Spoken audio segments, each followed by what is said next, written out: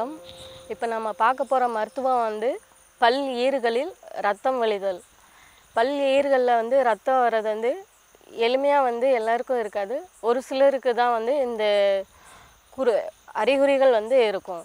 ஏன் அப்படின்னு நம்ம பார்த்தோம்னா, குழந்தைகளுக்கு அப்படின்னு பார்த்தோன்னா அவங்க வந்து சின்ன வயசில் வந்து வந்து பல் துலக்க தெரியாது. அப்போ வந்து அம்மாவோ அப்பாவோ வந்து பல் துலக்க சொல்லி தருவாங்க. அவங்க வந்து குச்சிகள் இல்லைன்னா வந்து டூத்பேஸ்ட்டு ப்ரஷ்ஷு வச்சு வந்து அவங்க வந்து பல் துலக்குறோன்ட்டு அவங்களுக்கு துலக்க தெரியாமல் அவங்க வந்து ஈறுகளில் இடிச்சுக்குவாங்க. அதனால் வந்து பல் ஈறுகளில் வந்து ரத்தம் வலியும். குழந்தைகளுக்கு வந்து எளிமையான இந்த மாதிரி தான் வந்து அவங்களுக்கு பல் ஈறுகளில் ரத்தம் வரும். இது பெரியவங்க அப்படின்னு நம்ம பார்த்தோன்னா சற்று பற்றாக்குறை, அதே போல் வந்து பல் ஈறுகள் வந்து நல்ல பலவின்மை இல்லாமல் இருக்கிறதுனாலையும், சுண்ணாம்பு சத்து குறைவு இருந்தாலும் சரி, இரத்த குறைவு இருந்தாலும் சரி, பெரியவங்களுக்காக இருந்தாலும் சிறியவங்களுக்காக இருந்தாலும் இரத்த கசிவுகள் ஏற்படும்.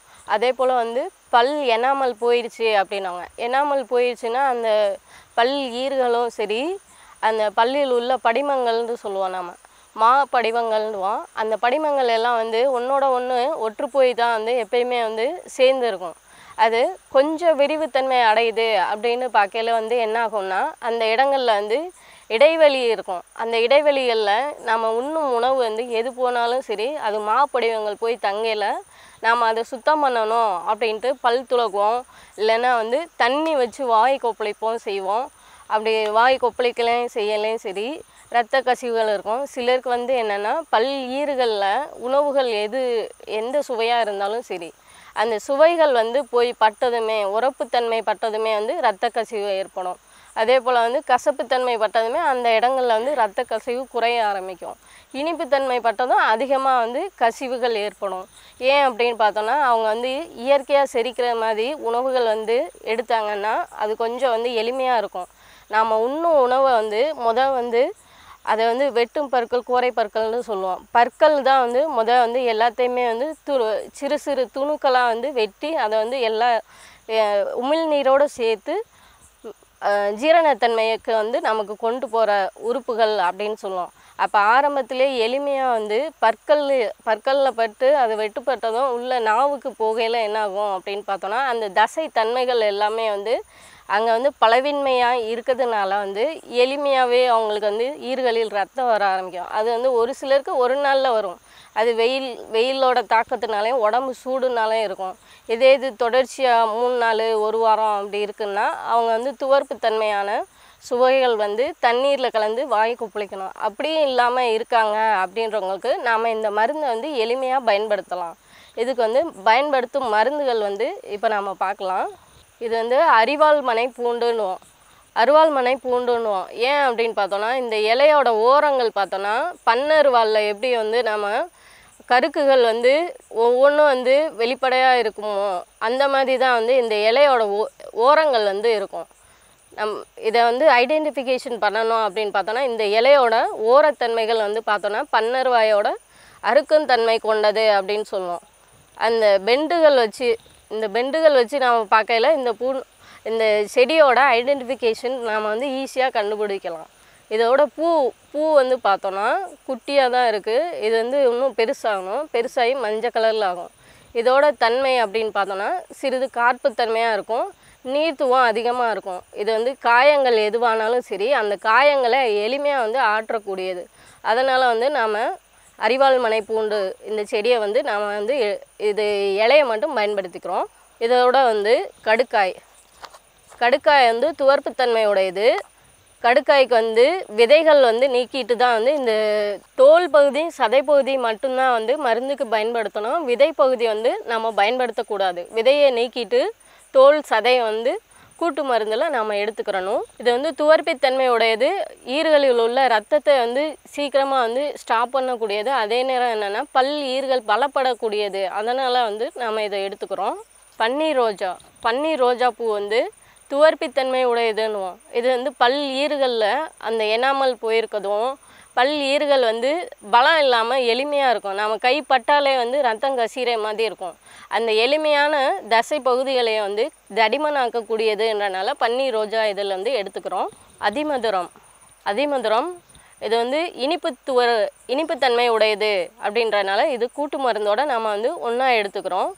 இது இனிப்புத்தன்மை வந்து அதிகம் எடுக்கையில் சிலருக்கு வந்து புண்ணு வந்து அதிகமாகும். அதே போல் வந்து பல் ஈறுகளில் வந்து ரத்தம் அதிகமாக கசிவடித்து புண்ணாகும்னு நினைப்பீங்க. அந்த மாதிரி வந்து தன்மைகள் வந்து ஆகாது. இது கூட்டு மருந்தோட எடுக்கையில் வந்து அந்த புண் தன்மையும் வந்து ஆற ஆரம்பிக்கும். அதே போல் ரத்த கசிவுகள் இல்லாமல் தசைகளை பலப்படுத்தக்கூடியது அப்படின்றனால நாம் வந்து கூட்டு மருந்துக்கு எடுத்துக்கிறணும். இதோட செய்முறை வந்து இப்போ அம்மா வந்து செஞ்சு காமிப்பாங்க. ஈறுகளில் ரத்தம் கசியுது ஏன் அப்படின்னு பார்த்தாக்கா, இந்த மாமிச உணவுகள் சாப்பிட்றவங்க, குழந்தைங்க நிறைய பேர் சாப்பிட்டுட்டு வாய் கொப்பளிக்க மாட்டாங்க. அதே நேரத்தில் நம்ம சாப்பிட்ற உணவு துணுக்குகள் வந்து அந்த பல்லு இடையில அந்த இடுக்குகளில் வந்து தங்கி இருந்துச்சுனாக்கா அது வந்து பூச்சி ஆகி புழு வச்சு பல்லு சொத்தப்பல் ஆயிரும்.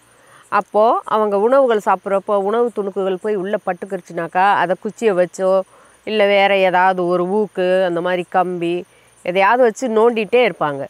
அப்போ நோண்டுனாங்கனாக்கா அவங்களுக்கு அந்த ஈறுகளில் வந்து புண்ணாகி உள்ளே பார்த்தீங்கன்னாக்கா அப்படியே வீங்கிக்கிறோம். அந்த பல்லு இடையில இருக்கிற அந்த இனாமல் எல்லாமே வந்து வீங்கிக்கிருச்சுனாக்கா ரொம்ப வேதனை கொடுக்கும். எதுவும் அசைக்க முடியாது. கன்னங்கள்லாம் அதிகமாக வீங்கிரும்.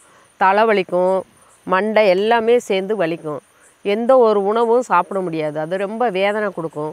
அப்போது எல்லோரும் சாதாரணமாக நாம் பல் ஈறுகள் வீங்கிருச்சுனாக்கா உப்பு தண்ணியை வச்சு வெந்நீரில் உப்பு போட்டு கொப்பளிப்பாங்க. அது அடிக்கடி ரத்த கசிவாகுது, அந்த எளிர் வீங்கிக்கிறது, ரத்தம் கசியுது அப்படின்னாக்கா நீங்கள் இப்போ நாம் தயார் பண்ணுற மருந்தை வந்து பயன்படுத்திட்டு வந்தீங்கன்னாக்கா அந்த மாதிரி எளிர்களில் ரத்த கசிவுன்றது இருக்காது. உணவுகள் சாப்பிட்டு முடிஞ்ச உடனேயும் நீங்கள் குச்சியை வச்சு குத்துறதோ மற்ற எந்த ஒரு இதையும் ஊக்கு கம்பி இந்த மாதிரி இருக்கிறதெல்லாம் வச்சு குத்துவாங்க. இப்போ சின்ன குழந்தைங்களுக்கு வந்து வருது அப்படின்னாக்கா அதிக குளிர்ச்சித்தன்மை உள்ள பொருள்களை அந்த ஐஸ்கிரீமு ஐஸ் அந்த மாதிரி கொடுக்குறது, இனிப்பு பொருள்கள் கொடுத்த உடனேயும் சும்மா கொஞ்சமாக வெந்நீர் கொடுத்து வாயை கொப்பளிக்க சொல்லி பழக்கப்படுத்திட்டிங்கனாக்கா உங்களுக்கு அந்த பூச்சி பல் வராது.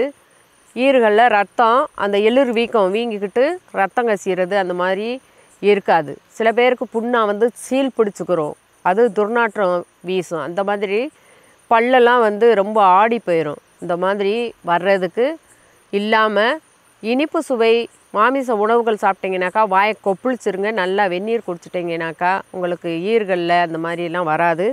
ஈறுகளில் ரத்தம் வழிதல் சரி பண்ணுறதுக்கான மருந்து தயாரிக்கும் முறையை பற்றி பார்க்கலாம். இது அரிவாள் மனை பூண்டு அல்லது வெட்டுக்காய பூண்டு அப்படின்னு சொல்லிட்டு 2 பேர் ஊருக்கு ஒரு பேர் சொல்லுவாங்க. காயத்தை ஆற்றக்கூடியது, இரத்த கசிவுகளை வந்து உறையும் தன்மை உள்ளது, சீக்கிரம் புண்ணை ஆற்றக்கூடியது, குளிர்ச்சித்தன்மை தரக்கூடியது, வளவளப்பு தன்மை இருக்கும், கொஞ்சம் துவர்ப்பும் கார்ப்பும் சேர்ந்து இருக்கும். இது ஒரு கைப்பிடி அளவுக்கு எடுத்து நல்லா அரைச்சி எடுத்து வச்சுருக்குறோம். கொஞ்சமாக தண்ணி விட்டு அரிவாள் மனை பூண்டு நல்லா அரைச்சி எடுத்து வச்சுருக்குறோம். 1 ஸ்பூன் அளவுக்கு நாம் எடுத்துக்கலாம். கடுக்காய் பொடி, புழுக்கள் பூச்சி பல்லாக இருக்குது அப்படின்னாக்கா அப்போவும் அவங்களுக்கு எளிர் வீங்கிக்கிறோம். அடிக்கடி வந்து ரத்த கசிவு வந்துக்கிட்டு இருக்குதுனாக்கா இந்த புழுக்களை வந்து சாக வச்சிரும். துவர்ப்பு தன்மை சேர்றப்போ சீக்கிரமாகவே அந்த புழுக்கள் செத்து வெளியேறும். புண்ணை ஆற்றக்கூடியது, கொப்பளிச்சு இப்போ நம்ம வாயில் ஒரு 2 நிமிஷம் 5 நிமிஷம் வந்து கொப்பளிச்சு அது துப்பிட்டாங்கனாக்கா அந்த உமிழ்நீரோடு சேர்ந்து உள்ளுக்குள்ளேயும் நம்ம உமிழ்நீராக உள்ளுக்குள்ளே நம்ம முழுங்குறப்பையும் அந்த புண்ணு இதெல்லாம் ஆற்றக்கூடிய தன்மையை கொண்டு வரும். அதிக சூட்டை சமச்சீர் நிலைக்கு கொண்டு வரும். துவர்ப்பு தன்மை உள்ள கடுக்காய் அடிக்கடி பல்லாவும் துளக்கலாம். அவங்க குச்சியில் வச்சு குத்துற பழக்கம் அந்த மாதிரி இருந்துச்சுன்னா அடிக்கடி எளிர் வீங்குதுனாக்கா, பூச்சி பல்லு இருக்கிறதுனால எளிர் வீங்குதுனாக்கா கூட்டு மருந்தோட இந்த கடுக்காய் பொடி எடுத்துக்கிறோம். ஒரு 1/4 ஸ்பூன் அளவுக்கு எடுத்துக்கிட்டால் போதுமானது. அதிமதுரம் எப்போவுமே இனிப்பு சுவை உள்ள பொருள்கள் எதுவுமே சீக்கிரம் புண்ணை ஆற்றும், சர்க்கரை கூடும் அப்படின்னு சொல்லுவாங்க. இனிப்பு சுவை சேர்றப்போ அவங்களுக்கு ஞாபக சக்தி இருக்கும். புண்ணை ஆற்றக்கூடிய தன்மை வந்து இந்த அதிமதுரத்துக்கு இருக்குது. அதனால் கூட்டு மருந்தோட அதிமதுரத்தை பொடி பண்ணி வச்சுருக்குறோம். இந்த அதிமதுரம் பொடி ஒரு 1/4 ஸ்பூன் அளவுக்கு கூட எடுத்துக்கலாம். அதிமதுர பொடி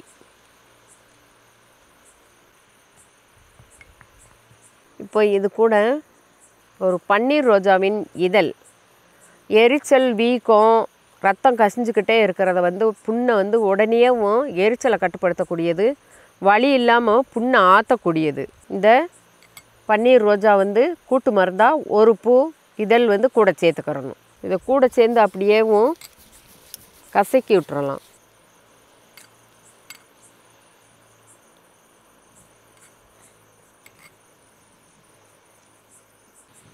இந்த அளவுக்கு இருந்தால் போதுமானது. இந்த மாதிரி கசக்கி ஒரு 4-5 சொட்டு சாறு மட்டும் கூட சேர்த்துருக்கணும். இப்போது இதை வலிக்கிற இடத்துல வாய்க்குள்ளே கொஞ்சமாக தண்ணி சேர்த்து, இப்படியே கொஞ்சமாக தண்ணி சேர்த்து ஒரு 5 நிமிஷம் வரைக்கும் வாயில் கொப்பளிக்கிற மாதிரி வச்சுருந்தீங்கனாக்கா உங்களுக்கு நல்லா குளுன்னு இருக்கும். அந்த ரத்த கசிவு இருக்காது. வீங்கி போயிருந்துச்சுனாலும், சீல் வலிஞ்சிக்கிட்டு இருக்க மாதிரி இருந்ததுனாலும் அதெல்லாம் வந்து 5 நிமிஷம் வரைக்கும் வாயில் வச்சுட்டு கொப்பளிச்சு துப்பிட்டீங்கனாக்கா உங்களுக்கு அந்த ஈறுகள்லாம் வீக்கம் குறையும், ரத்தம் கசிகிறது உடனே நின்றும். இப்படியே வந்து ஒரு 2-3 நாளைக்கு காலையில் நீங்கள் இது கொப்பளிச்சிட்டிங்கனாக்கா இந்த மருந்து தயார் பண்ணி உங்களுக்கு ரத்தம் பல்லில் அந்த ஈறுகளில் ரத்தம் கசிகிறது சரியாகும். ஈறுகளில் ரத்தம் கசிகிறது சரியாகிறதுக்கு இது ஒரு சிறந்த மருந்து. இந்த மருந்தை பயன்படுத்தி பயன்பெற வேண்டும் என்று கேட்டுக்கொள்கிறேன்.